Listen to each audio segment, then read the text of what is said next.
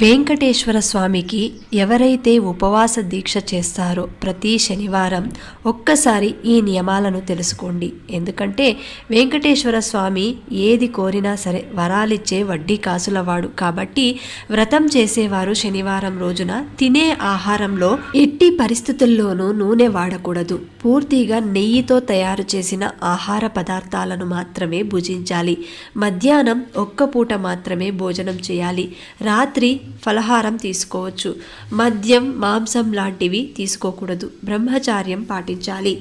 ఎవరైతే ఈ నియమాలను పాటిస్తూ 7 శనివారాల వ్రతాన్ని ఆచరిస్తారో వారి కోరిక తప్పకుండా ఫలిస్తుంది. ఇక ముడుపు ఎలా కట్టాలంటే, వ్రతం మొదలుపెట్టిన మొదటి రోజు ఒక పసుపు వస్త్రంలో 11 రూపాయలు దక్షిణ ముడుపు మూటలా కట్టి శ్రీనివాసుని పటం ముందు ఉంచి ఈ యొక్క సంకల్పం నెరవేరితే తిరుమలకు దర్శనానికి వస్తానని మొక్కుకోండి.